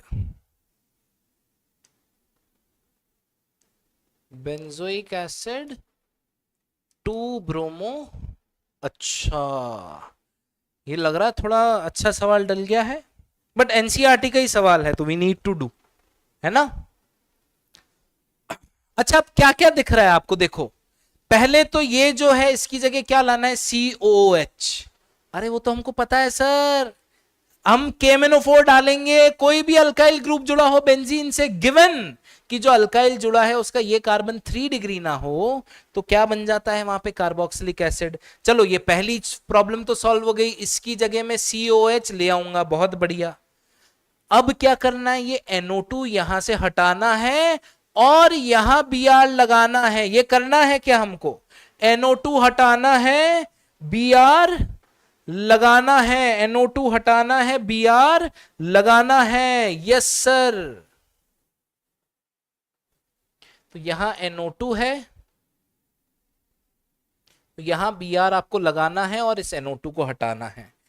बेटा देखो NO2 हटाने की ट्रिक आपको बताई थी अभी, कि ये NO2 को क्या बदल दो, पहले तो NH2 का डाइओजेनियम सॉल्ट बनाओ, और डाइओजेनियम सॉल्ट बना के क्या करो, H3PO2 से या फिर अल्कोहल से रिएक्शन करवा दो। लेकिन लेकिन लेकिन उसके पहले हम ब्रोमिनेशन करवा लेते, क्यों, क्योंकि अगर आपने इसको हटा दिया, तो क्या बचेगा सर, ये बचेगा। और अगर ये बचा है और इस पे ब्रोमिनेशन कराया, तो ब्रोमिनेशन का मेजर प्रोडक्ट तो पैरा पे मिलेगा। हमको ब्रोमिनेशन कहां करवाना है, ऑर्थो पर, यानी कि पैरा को बुक रखते हुए, पैरा को फिल्ड रखते हुए, पैरा को भरा रखते हुए ब्रोमिनेशन अगर हम करवाएंगे तो एक ही जगह बचेगी ब्रोमीन के लिए। इसका ये एक्टिवेटिंग ग्रुप है तो ये चाहेगा ऑर्थो पैरा पे लगे, तो इसका पैरा तो बुक है तो इसके कहां लगेगा, ऑर्थो पर। तो पहले क्या करवा दो बेटा, Br2 in presence of dark क्या हो जाएगा, या FeBr3 आप ले सकते हैं, क्या हो जाएगा, यहां CH3 है, यहां NO2 है, तो क्या होगा, यहां पे Br लग जाएगा, लग गया। अब क्या कर सकते हैं, हम इसको हटा दें। इसको कैसे हटा सकते हैं, देखो पहले क्या डालो, NaNO2, अच्छा नहीं, पहले NaNO2 कहां डाल रहे हो, पहले तो इन भाई साहब का रिडक्शन करा के NH2 तो बनाना पड़ेगा, पहले इसको एनिलीन में कन्वर्ट करना पड़ेगा तब जाकर। अरे चल जाओ भैया, यहां Br लग गया, यहां Br लग गया, बिल्कुल लग गया। अब इसका NO2 से हम NH2 कैसे बनाएं, चलो इधर भी एक छोटी सी वार्तालाप मैं आपसे कर लेता हूं। जब भी आप NO2 ग्रुप को रिड्यूस कर रहे हो NH2 में, हमको क्या यूज करना है, रिड्यूसिंग एजेंट। रिड्यूसिंग एजेंट क्या होता है, metal in presence of acid, metal in presence of acid hydrogen देता है, तो आप यूज कर सकते हैं tin in presence of HCl या फिर Fe in presence of HCl, है ना। तो ये दोनों ही क्या करेंगे, NH2 बनाएंगे। लेकिन एनसीईआरटी ने क्या बोला है, एनसीईआरटी ने मतलब प्रैक्टिकली पता चला, एनसीईआरटी ने लिखा है, एनसीईआरटी ने क्या लिखा है कि प्रिफर Fe प्लस HCl। अब ऐसा क्यों, NO2 के रिडक्शन के लिए FeHCl को प्रेफर क्यों करवा रहा है वो, क्योंकि उसका कहना है कि जब रिएक्शन हो जाएगी तो FeCl2 बनेगा Fe से, जो कि हाइड्रोलिसिस होने पर वापस क्या दे देता है, मतलब हमको रिएक्टेंट क्या चाहिए, HCl चाहिए रिएजेंट में, तो बार बार HCl डालने की जरूरत नहीं पड़ेगी। ये जो Fe और HCl से FeCl2 बना है ये वापस HCl दे देगा, तो only a small amount of HCl is required to start the reaction. तो यहां पे एक क्वेश्चन क्या बन सकता है, that why during reduction of nitro Fe plus HCl is preferred. तो इसका रीजन क्या होगा मेरे भाई, कि जो प्रोडक्ट में FeCl2 formed in product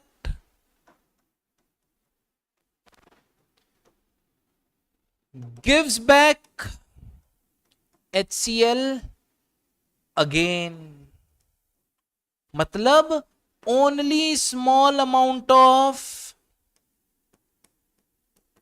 HCl is required to start the reaction. तो क्या करो, इस NO2 को,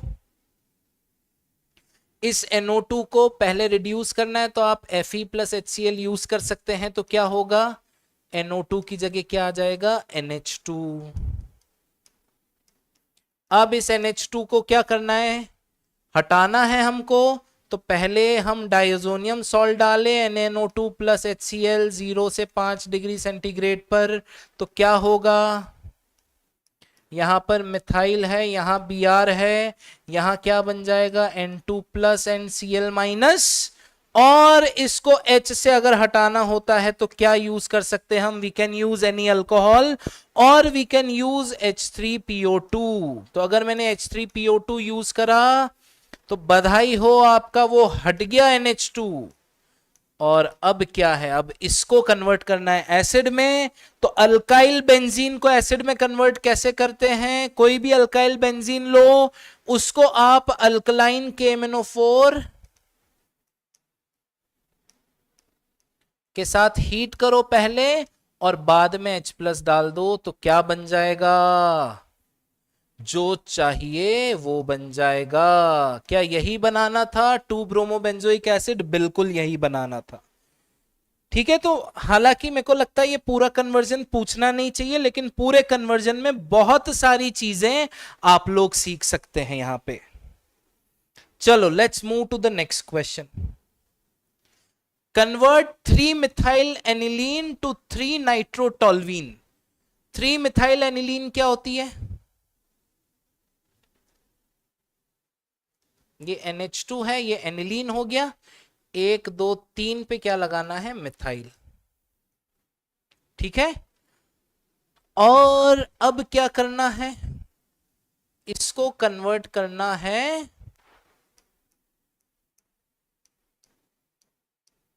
इसमें 3-नाइट्रोटोल्यूइन में। मतलब क्या समझ में आ रहा है, इसकी जगह क्या लगाना है, NO2। अभी आपको बताया यहां NO2 कैसे लगाते हैं। पहले क्या करो, डायजोनियम सॉल्ट बनाओ NaNO2 प्लस HCl के साथ 0 से 5 डिग्री सेंटीग्रेड। तो क्या बनेगा,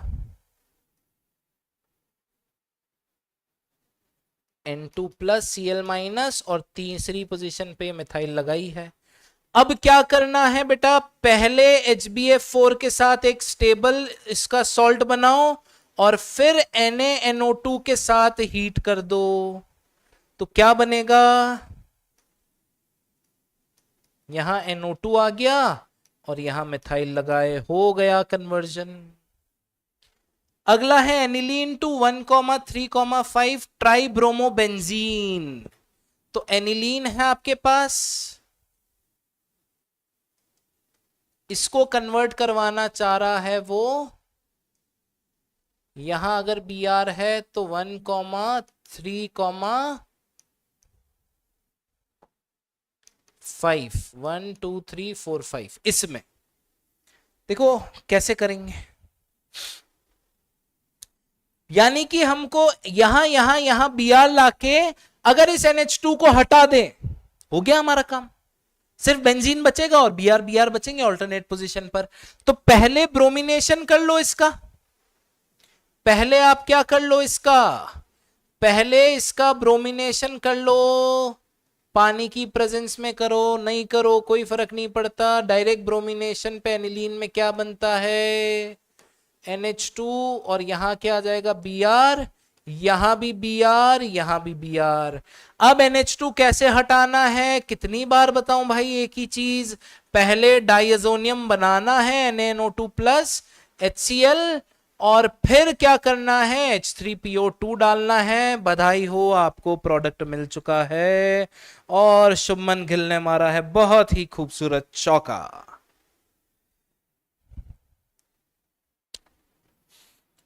बढ़िया शुरुआत भारत की।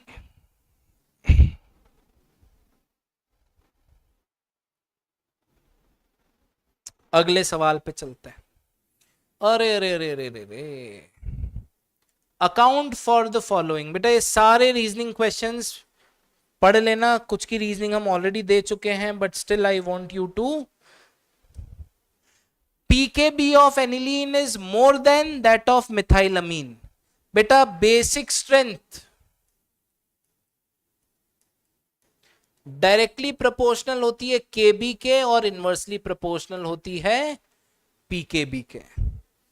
तो पीकेबी ज्यादा है तो बेसिक स्ट्रेंथ क्या होगी, कम होगी। तो आप देखो अभी पढ़ के आ रहे हो यार, एनिलीन क्या होता है, aniline is a weaker base compare to methylamine. तो ये एक वीकर बेस है, क्यों है, क्योंकि इसका लोन पेयर जो है वो देने के लिए तैयार नहीं है। क्यों तैयार नहीं है इसका लोन पेयर डोनेट करने के लिए, क्योंकि वो लोन पेयर रेजोनेंस में घूम रहा है। ठीक है, तो हम क्या लिख सकते हैं, पहले का answer aniline is a weaker base as its lone pair is delocalized, hence it is less available for donation. This is why aniline has higher pkb। तो pkb ज्यादा होगा क्योंकि तुम गंदे बेस हो। ठीक है, चलो मेरे भाई चलो अगला सवाल। Ethylamine is soluble in water whereas aniline is not. Ethylamine क्या हो गई मेरे भाई, और एनिलीन क्या हो गई। अब देखो दोनों ही प्राइमरी है, ये भी प्राइमरी है, ये भी प्राइमरी है। तो हाइड्रोजन बॉन्डिंग ये भी करेगा पानी के साथ और ये भी करने की कोशिश करेगा, लेकिन यहां पे जो ये बड़ा सा ग्रुप लग गया है ना, ये बड़े से ग्रुप लगने की वजह से, और ये ग्रुप पानी को नहीं पसंद करता बेटा, बेंजीन रिंग पानी को, या आप देखो ना चेन ऑफ कार्बन या नॉन पोलर ग्रुप कहां पानी को करते हैं, यहां भी है वो ग्रुप, यहां भी है वो ग्रुप, लेकिन साइज छोटा है। यहां पे जो हाइड्रोफोबिक ग्रुप है वो बड़ा है, और हाइड्रोफोबिक ग्रुप अगर बड़ा होगा तो पानी पास नहीं आएगा। तो हम क्या बोल सकते हैं, ये छोटा होने की वजह से इफेक्टिव हाइड्रोजन बॉन्डिंग कर सकता है, लेकिन यहां पे जो बिग साइज आपकी क्या है, बेंजीन रिंग है, ये पानी को पास इतना नहीं आने देती है, तो हाइड्रोजन बॉन्डिंग यहां पे इफेक्टिव नहीं होती है। तो एनिलीन में आप क्या लिख सकते हैं, the hydrogen bonding is not effective due to the presence of phenyl ring। तो यहां हाइड्रोजन बॉन्डिंग कमजोर है तो सल्यूबिलिटी कम है। इथाइल में जो इथाइल ग्रुप है बेचारा छोटा सा ग्रुप है, छोटा ग्रुप है, तो इतना कुछ पानी को डरा नहीं पाएगा, ये पानी को पास नहीं आने देगा। चलो अगला सवाल। Methylamine in water react with FeCl3 to precipitate hydrated ferric oxide। अच्छा देखो, अगर आप मिथाइलमीन देखो तो पानी से बेटा ये क्या करेगा, ये बेस है, ये H+ को एक्सेप्ट कर सकता है, तो कुछ अमाउंट में ये पानी से क्या कर लेगा,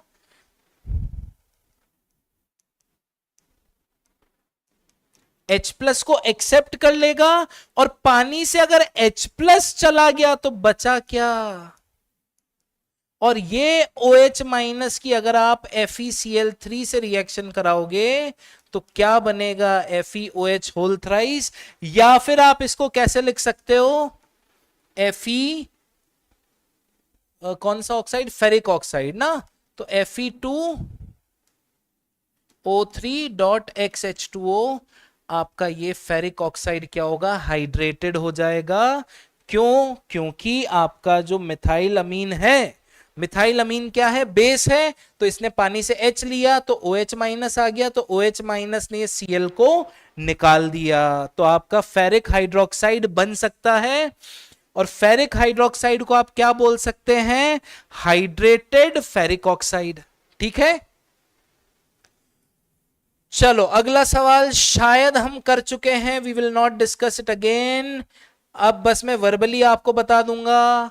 Although amino group is ortho para directing in aromatic electrophilic substitution reaction, aniline on nitration give a substantial amount of meta nitroaniline। बेटा एनिलीन क्या है? बेस है। एनिलीन क्या है? बेस है। और जो नाइट्रेटिंग मिक्सचर है HNO3 H2SO4 ये क्या है? एसिड है। तो ये H प्लस लेके एनिलीनियम आयोन बना देती है विच इज मेटा डायरेक्टिंग। ठीक है, this we have already discussed. Aniline does not undergo Friedel Crafts reaction, same reason, similar reason. Aniline base है। फ्रिडल क्राफ्ट का जो एजेंट है वो क्या है? AlCl3 एसिड है। ये सॉल्ट बना लेंगे आपस में मिलके। तो सॉल्ट बनाने से ये क्या हो गया? एक डीएक्टिवेटिंग ग्रुप हो गया। अब रिंग के ऊपर इलेक्ट्रॉन ही नहीं रहे तो वो इलेक्ट्रोफिलिक सब्स्टिट्यूशन नहीं करवाएगी। ठीक है, चलो अगला सवाल। Diazonium salt of aromatic amines are more stable than those of aliphatic amine. बेटा एरोमेटिक का डाइअजोनियम बनाओ, अपने आप आंसर पता चल जाएगा।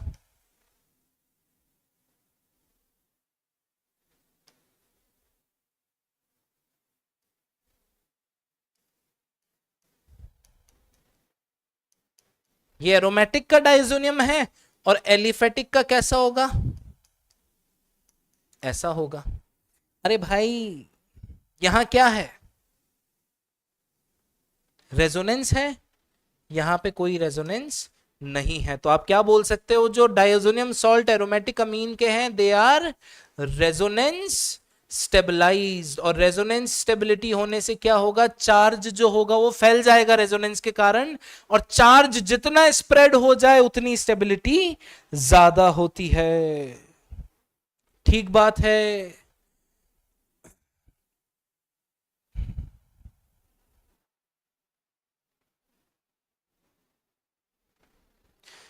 अच्छा, Gabriel phthalimide synthesis is preferred for synthesising primary amine.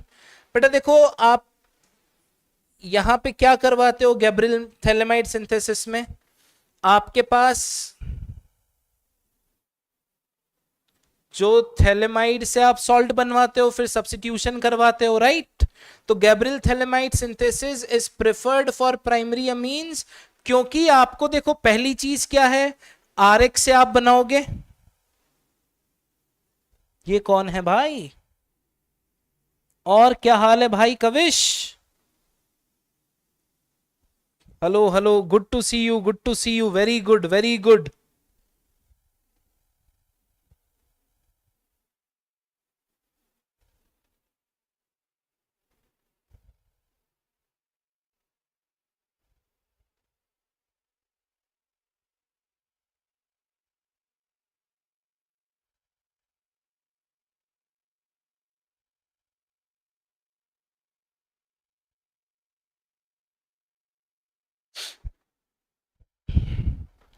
Okay okay,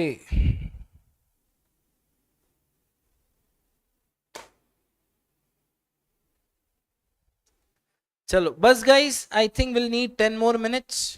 After this we have 2-3 more questions. Diazonium salt more stable. Okay, Gabriel thalamide synthesis is preferred for synthesizing primary amine. बेटा अब देखो ये method to method depend करेगा हम किससे compare कर रहे हैं इसको, है ना?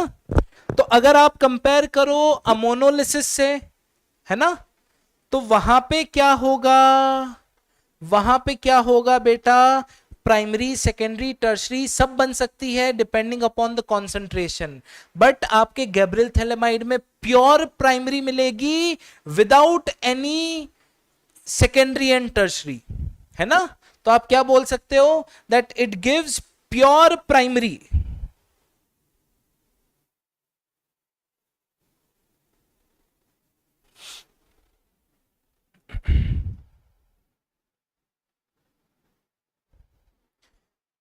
इट गिव्स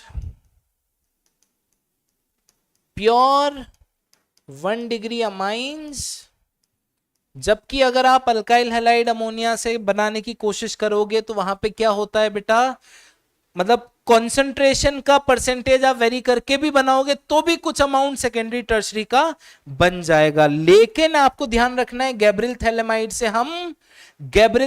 से हम एरोमेटिक प्राइमरी अमीन नहीं बना सकते। आपको बताया है क्यों नहीं बना सकते, क्योंकि वहां पर जो सब्स्टिट्यूशन है वो अराइल हैलाइड सब्स्टिट्यूशन देगा नहीं, तो आप एरोमेटिक हैलाइड ले नहीं सकते, तो एरोमेटिक अमीन बनेगी नहीं। चलो, an aromatic compound A on treatment with aqueous ammonia and heating form B. चलो बहुत बढ़िया, ऐसे क्या बन रहा है, ऐसे क्या बन रहा है, B and heating from B. तो यहां पे क्या डाला अपन ने, अमोनिया डाल के हीट करा है, ठीक बात है। Which on heating with Br2 and KOH forms compound C, जिसका फॉर्मूला आपको दिया है C6H7N। Write the structure and IUPAC name of ABC। मेरे भाई देखो, ये C6H6 C6H5 जैसा कुछ बेंजीन रिंग तो दिख रही है यहां पर। हम डिग्री ऑफ अनसैचुरेशन से भी जा सकते हैं, बट क्यों यूज करना है, दिख ही रहा है सीधा कि हाँ C6H5 तो हो गई आपकी बेंजीन रिंग, 2 हाइड्रोजन आ गए आपके फिनाइल रिंग, 2 हाइड्रोजन आ गए आपके NH2 वाले, तो C6H5 + 2 7 हो गए और 1 N, तो C ये है। तो अब देखो ये B से C क्या हुआ है, B से C हुआ है बेटा गैब्रिल थैलेमाइड, दिख रहा है क्या, अरे नहीं, हॉफमैन ब्रोमेमाइड डिग्रेडेशन, गैब्रिल थैलेमाइड नहीं। यहां से यहां Br2KOH कब होता है, हॉफमैन ब्रोमेमाइड में, मतलब B क्या होना चाहिए, एक अमाइड, और आपको क्या बताया है, इस कार्बन और N के बीच में CO था, वो उड़ाया हमने, तो वो CO वापस लगा दो तो B मिल जाएगा आपको। तो B क्या होगा, C double bond O NH2, और ये अमाइड बना है किसी में अमोनिया ऐड करके। अरे किसी में क्या, एसिड में जब अमोनिया डालते हैं, जब एसिड में RC डबल बॉन्ड OH में अमोनिया डाल के हीट करते हैं तभी तो अमाइड बनता है। तो ए क्या है, एसिड, कौन सा एसिड है, बेंजामाइड बना है, तो हमारे पास बेंजोइक एसिड होना चाहिए। तो ए का यूपैक नेम क्या हो गया, बेंजोइक एसिड, ये बेंजामाइड और ये एनिलीन। चलो ABC बताने हैं। इथाइल आयोडाइड है, NaCN है, CN माइनस मिलेगा, यहां अटैक, आई बाहर, क्या बनेगा, A बनेगा CH3 CH2 CN। अब इसका पार्शियल हाइड्रोलिसिस करा, याद करो साइनाइड के पार्शियल हाइड्रोलिसिस पे बनता है अमाइड, फुल हाइड्रोलिसिस पे बनता है एसिड, तो यहां क्या बन जाएगा, B आपका अमाइड। और देखो नेक्स्ट रिएक्शन बहुत एविडेंट है कि बी अमाइड ही बनना चाहिए था। क्यों एविडेंट है, क्योंकि ये कौन सी है, वही आपकी हॉफमैन ब्रोमेमाइड डिग्रेडेशन। क्या करना है, इसको हटा दो तो सी भी बन गया, CH3 CH2 NH2, बहुत बढ़िया। ये क्या है, नाइट्रोबेंजीन है, नाइट्रोबेंजीन में FeHCl अभी बताया, FeHCl प्रेफर क्यों करना है ये भी बताया, क्यों करना है वापस बता रहा हूं, ये FeCl2 बनाएगा रिएक्शन होने के बाद, और वो FeCl2 हाइड्रोलाइज होके वापस HCl दे देगा, तो इनिशियली थोड़ा सा HCl डालना पड़ेगा, बाकी HCl मिलता रहेगा मिलता रहेगा मिलता रहेगा, ठीक है। तो ये क्या बनेगा बेटा, ए बनेगा आपका, रिडक्शन हो जाएगा NO2 का किसमें, NH2 में। और अगली रिएक्शन बहुत एविडेंट है कि ये एनिलीन ही होनी चाहिए, क्योंकि ये क्या है, ये डाइएजोटाइजेशन है। डाइएजोटाइजेशन किसका होता है, एनिलीन का होता है। तो बी क्या बनेगा आपका, डाइअजोनियम सॉल्ट, और उसमें पानी डाला है, पानी डालने पे क्या होता है, सब्स्टिट्यूशन होता है OH से, तो C बन गया आपका फिनॉल। क्या समझ में आ रहा है, चलो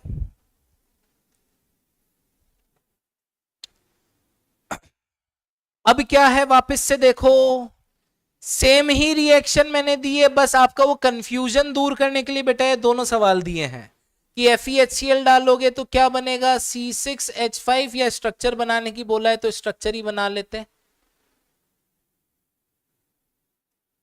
ए क्या बन जाएगा, यहां NH2 आ जाएगा इसका। अब देखो NaNO2 HCl की जगह क्या ले लिया, HNO2, दोनों सेम ही काम करते हैं, दोनों डायजोनियम सॉल्ट बनाते हैं। और डायजोनियम पे अगर अल्कोहल डालोगे तो सब्स्टिट्यूशन H से होगा, तो C क्या होगा बेटा, सिर्फ बेंजीन। जबकि पिछले में यहां पानी डाला था तो सब्स्टिट्यूशन किससे हुआ था, OH से। चलो लास्ट दो सवाल आज के लिए। एसिड को अमोनिया के साथ हीट करा, अभी तो बताया था भाई, एसिड को अमोनिया के साथ हीट करोगे तो अमाइड बनेगा, तो ए क्या होगा यहां पे, CH3 C double bond O NH2, ये हो गया आपका ए। अब ये Br2KOH डिग्रेडेशन वाली आ गई फिर से, हॉफमैन ब्रोमेमाइड, ये CO हटा दो। अगर CO हट जाएगा तो क्या बनेगा, CH3NH2। और ये एक प्राइमरी अमीन है, प्राइमरी अमाइन पे हमने क्या करवा दिया, ये क्लोरोफॉर्म और KOH डालकर, मेरे भाई ये तो हो गया वो कार्बाइल अमाइन रिएक्शन। तो क्या बन जाएगा, आइसोसाइनाइड। लास्ट रिएक्शन, आपके पास डायजोनियम सॉल्ट का कौन सा सॉल्ट है बेटा, फ्लोरोबोरेन वाला ना। ये क्या होता है, ठीक ठाक स्टेबल होता है। अगर आप सिर्फ इसी को हीट कर दो, सिर्फ इसको हीट कर दो तो क्या बनता है, फ्लोरोबेंजीन। लेकिन अभी हम हीट कर रहे हैं NaNO2 की प्रेजेंस में, तो क्या बनेगा, नाइट्रोबेंजीन। तो ए क्या हुआ बेटा, नाइट्रोबेंजीन। और दूसरी रिएक्शन बहुत एविडेंट है कि ये नाइट्रोबेंजीन होना चाहिए, क्यों होना चाहिए, क्योंकि इसका नाइट्रेशन का जो NO2 है, जो आपने NO2 लगाया है, इसका रिडक्शन करवा के आप क्या बनवाओगे सर, एनिलीन। और क्या बताया, अमाइंस की रिएक्शन किसी भी कंपाउंड में जिसमें हेलोजन हो, यहां से H हटाओ, Cl हटाओ और प्रोडक्ट बनाओ, क्या बनेगा, यहां पे NH बचा। एक सेकंड भैया, तुम कहां आ गए, NH, यहां से H गया, यहां से Cl गया, तो C double bond O CH3। ये क्या बना, ये तो लगता है एसिड एनालाइड बन गया है। ठीक है, तो C क्या है, एसिड एनालाइड। तो बेटा I tried my best to cover all important questions from this chapter.